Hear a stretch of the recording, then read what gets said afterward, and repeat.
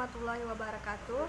Nama saya Juinda dengan NIM 05091182025001, Prodi Agronomi. Di sini saya akan menjelaskan tentang Pancasila dalam konteks sejarah perjuangan bangsa Indonesia. Mempelajari Pancasila dalam konteks sejarah perjuangan bangsa Indonesia berarti pada intinya sama dengan menelusuri rumusan Pancasila sepanjang sejarah bangsa Indonesia. Secara historis, bangsa Indonesia telah melewati berbagai peristiwa sejarah yang membentuk karakteristik dan kearifan serta kedewasaan bangsa Indonesia. Dalam tema ini, tentang Pancasila dalam konteks sejarah perjuangan bangsa Indonesia terbagi menjadi 3 masa. Yang pertama, masa sebelum kebangkitan nasional. Yang kedua, masa kebangkitan nasional sampai kemerdekaan Indonesia. Yang ketiga, masa setelah merdeka. Masa setelah merdeka terbagi menjadi 3, yaitu masa konstitusi RIS atau UUDS, yang kedua masa Orde Baru, dan yang ketiga masa era reformasi. Pancasila di masa depan harus mampu menjadi ideologi terbuka agar mampu mengisi kebutuhan warga negara yang semakin mengglobal dan terbuka arus informasi, sehingga warga negara Indonesia harus menjadikan Pancasila sebagai pandangan hidup dalam mengarungi globalisasi. Mengingat kurangnya pengetahuan dan pemahaman masyarakat sekarang terhadap nilai-nilai Pancasila sebagai dasar negara, maka di masa yang akan datang perlu ditingkatkan pembelajaran mata kuliah Pancasila dari tingkat pendidikan dasar sampai ke perguruan tinggi.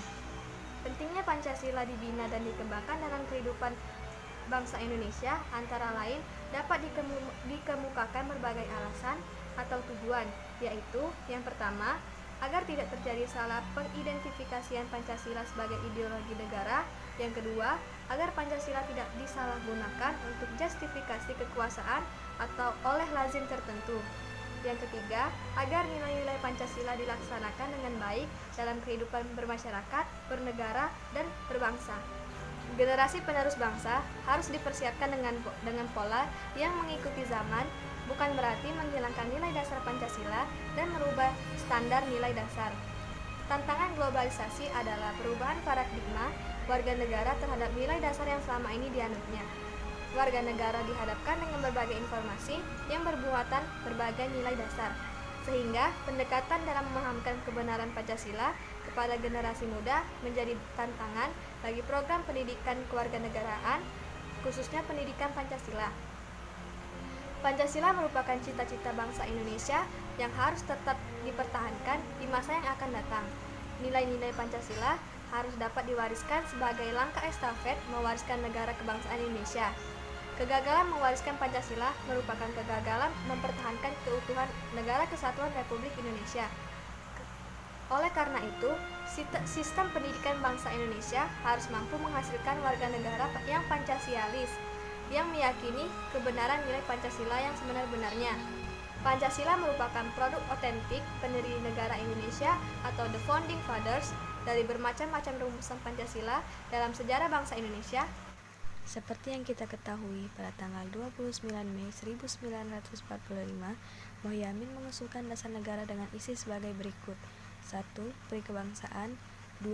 Peri kemanusiaan, 3. Peri ketuhanan, 4. Peri kerakyatan, dan 5. Kesejahteraan rakyat.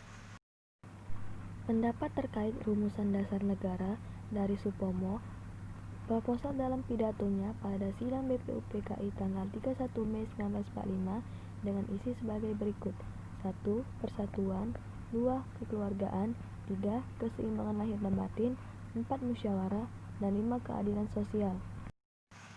Dalam pidatonya pada sidang BPUPKI pada 1 Juni 1945, Soekarno menyampaikan pidato yang berisi gagasan tentang dasar negara yang terdiri dari 1.